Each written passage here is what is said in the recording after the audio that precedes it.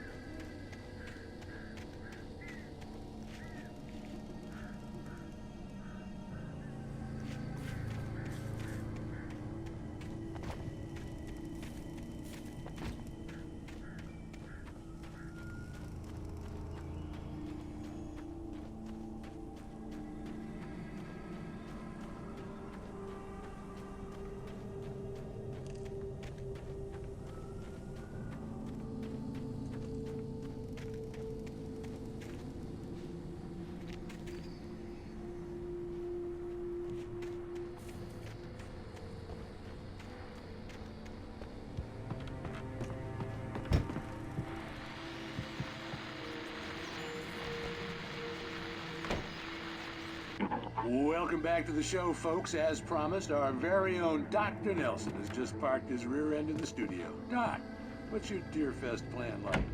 My plan? You make it sound a lot more organized than I ever seem to manage.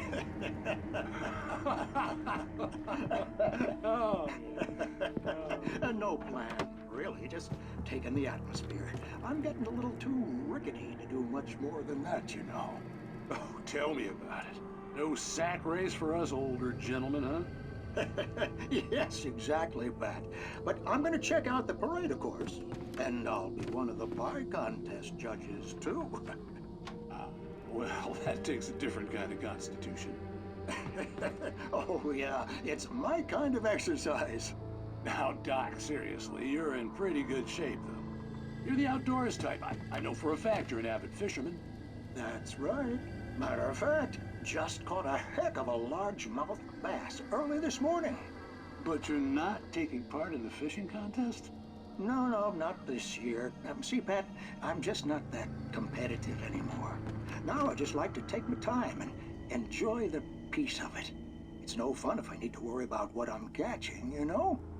Well, considering your track record, the participants are probably pretty happy you feel that way. Well, Pat, that's kind of you to say.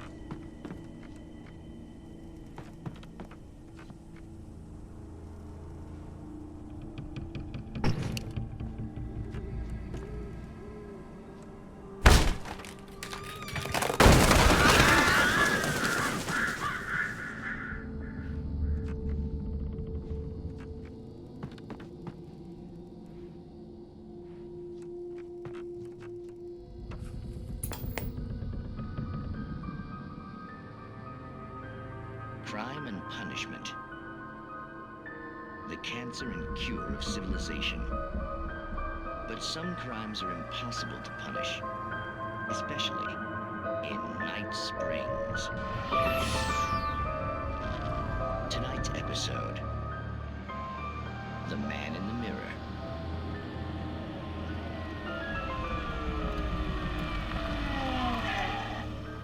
He's inside, Agent. He's a weird one. So, you're confessing to killing that guy, huh? Why? Had it coming? Yeah, but why would you do that? I mean, you're a nice guy. Normal. Took a kid to a soccer game. So how come at the game, you pick a guy and, quoting from the arresting officer's report here, assault the victim's head area repeatedly with the weapon of choice being a pair of bare fists? Wow, that sentence really flows, huh? Maybe you're not the literary type. Okay, so you mess him up. But why? Who was that guy? We couldn't ID him. Why would a guy like you do him like that? I didn't like his face? Well, you must have hated it, because you really went to town there. I mean, there's no way to tell what he looked like. No ID on him either. That must be difficult. But then we ran the fingerprints. Got a match. Your prints. Identical. Huh, how about that? Your son said you were wearing a white shirt when you took him to the game. But the white shirt is on the dead guy. It's plenty red now. You won't get away with this. Do you really think that's in any way relevant to me? I had plenty of time to talk to my boy before the cops arrived, you know? He won't stop screaming, am I right? You think he's ever gonna be okay? I left my mark. Believe me. You bastard. What? You gonna shoot me? What's the point? I'm going to prison. You got me. I don't understand any of this. And you never will. Don't worry. Maybe you'll see me again, Agent. Maybe in the mirror.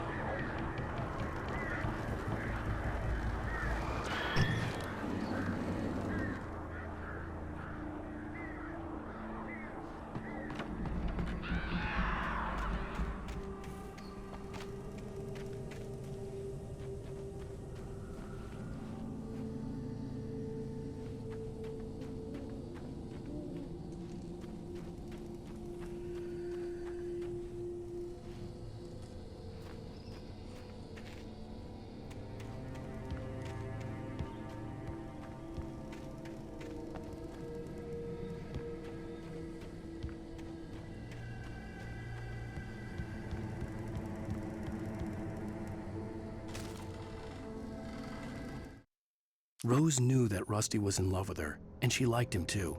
She liked him a lot. He taught her to dance, and life had certainly taught her the value of a man who was gentle.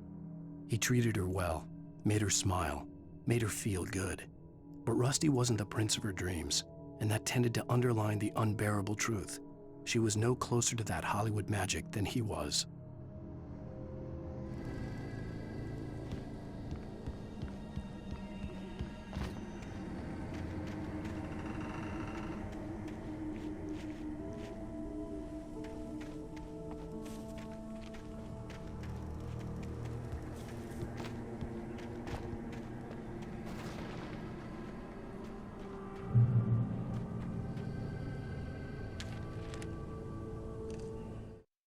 The air in the visitor center was heavy with an awful smell. as if some rotten drowned thing had crawled up from its grave. Rusty kept coughing blood. My eyes were drawn to the twisted shape of his broken leg. The attack had been vicious. Max whined in his cage. Rusty's eyes were wild with fear and terror. He gasped, "Mr. Wake, it happened just the way it was on that page."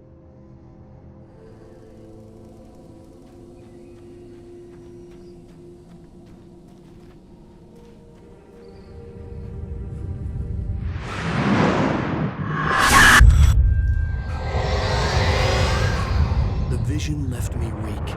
This was no head injury.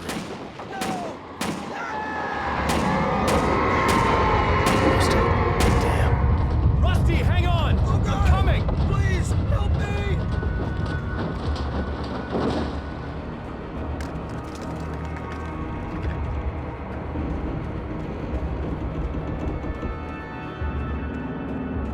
Anybody? Help me! Help me! Can you hear me? Anyone? Please help! Help me! Hello? Back here! I'm back here! Mr. Wake? Oh, hell.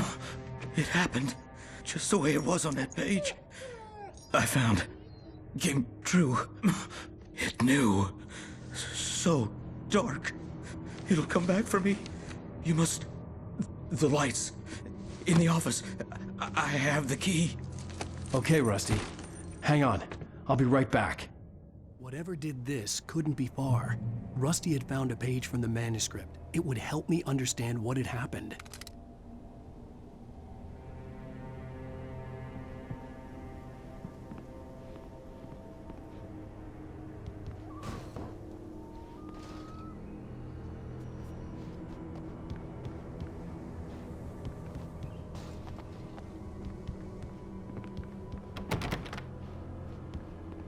Shh. Good boy.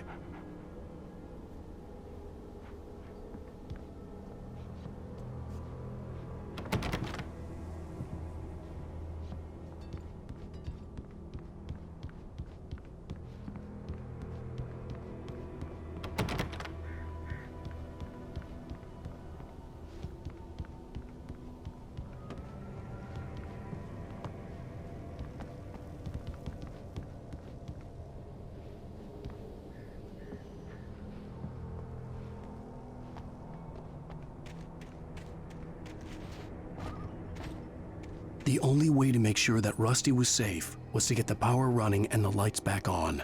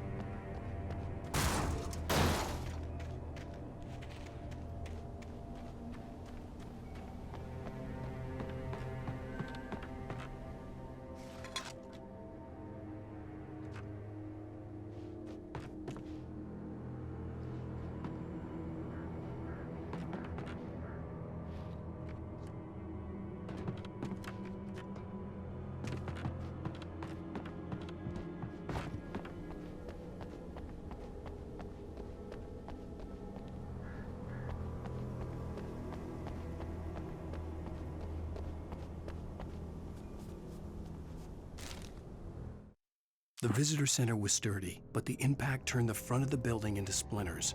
Rusty was thrown across the lobby like a rag doll and hit the far wall hard. It didn't hurt until he tried to move and saw his leg bend the wrong way, felt the broken ribs stabbing him on the inside. Rusty howled in pain and fear, suddenly afraid to die alone.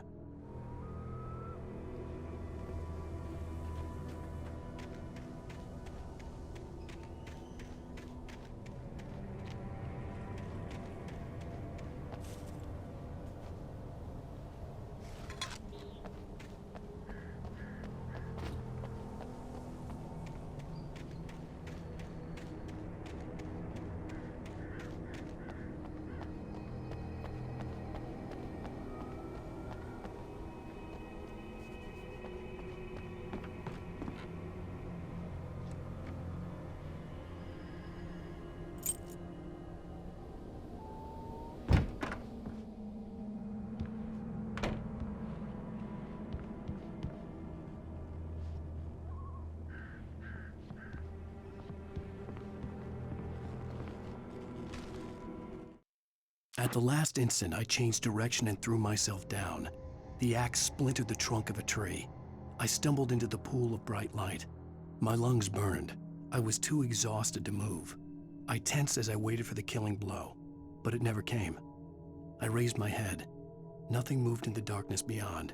For the moment, bathed in the cold light, I was safe.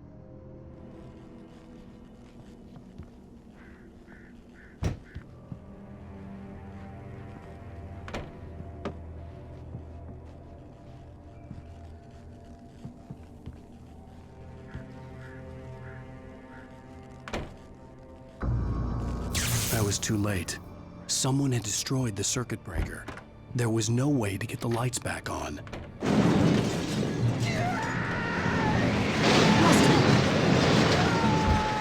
Rusty!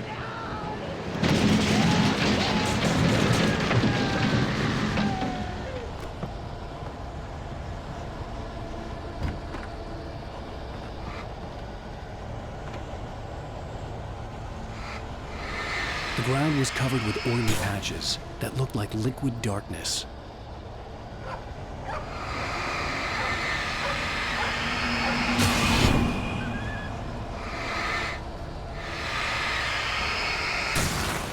I just need hunting licenses.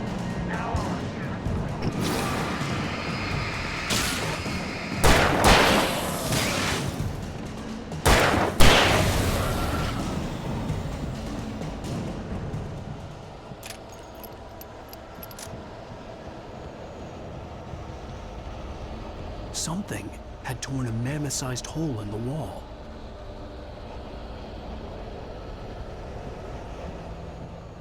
Please don't feed the animals.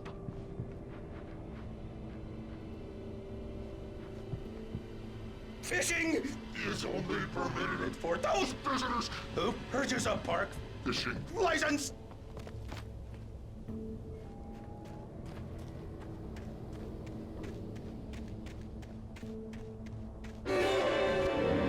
Obey The park ranger's instructions. at all times.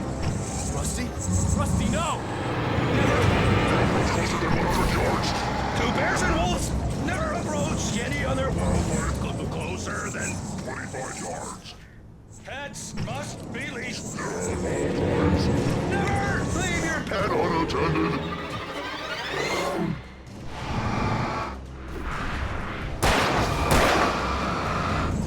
It is Against the law. to remove any Natural objects. or historical artifacts from the park. Grounds. This includes even Wanna go on the river? or even simple berries.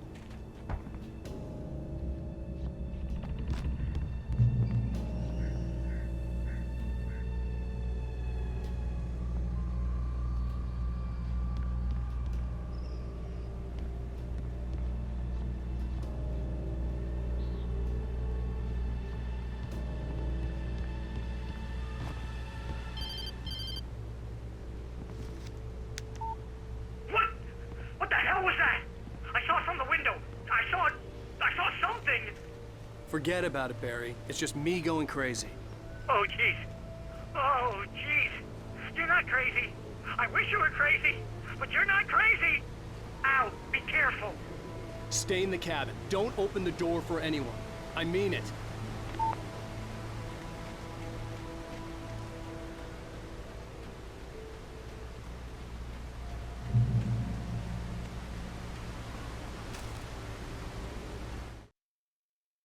In that last instant of consciousness, Rusty thought about Rose.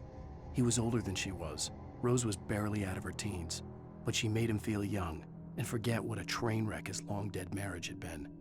He still wore the ring. He'd been waiting for her to tell him to take it off. Now she never would.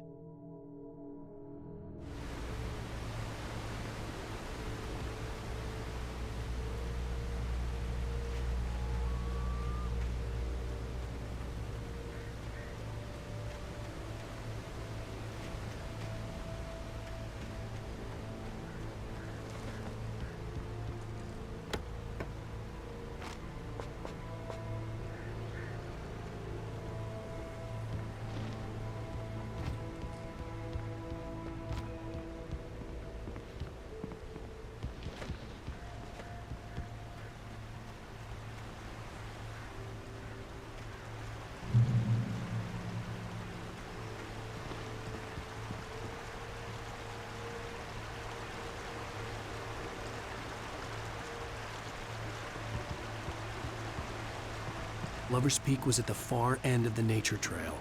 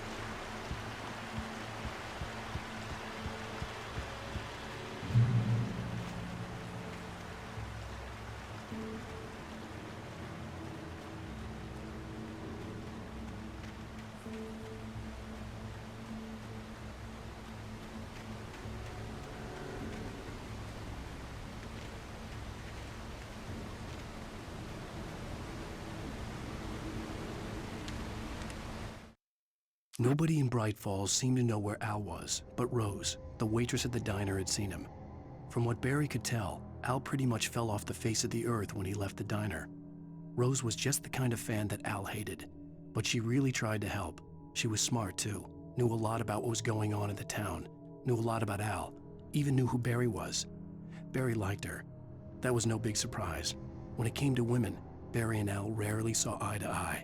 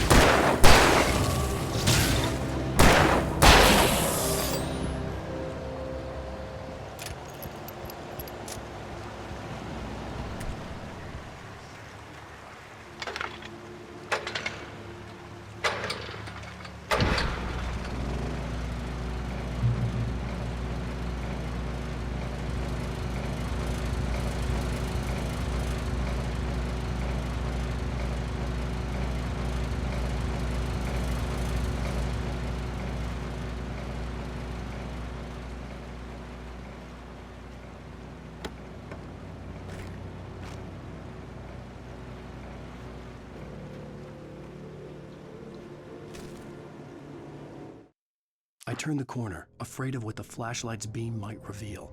Suddenly, a roughly painted symbol of a torch glowed in the light. Behind it, hidden by a rock, sat a battered metal trunk.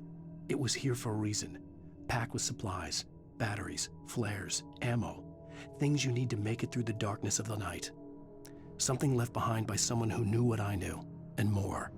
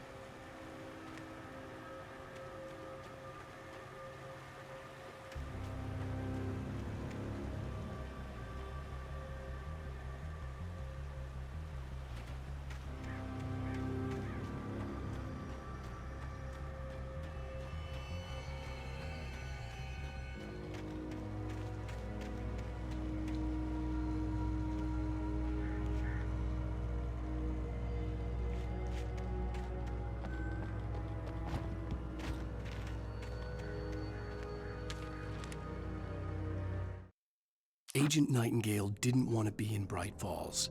These little communities revolted him, and he didn't like the trees or the coffee. He now knew that impossible horrors lurked behind the storefronts and smiles. He desperately wanted to turn the car around and just drive until he passed out or ran out of road and booze. But he had a job to do. He had a rider to catch, at any cost.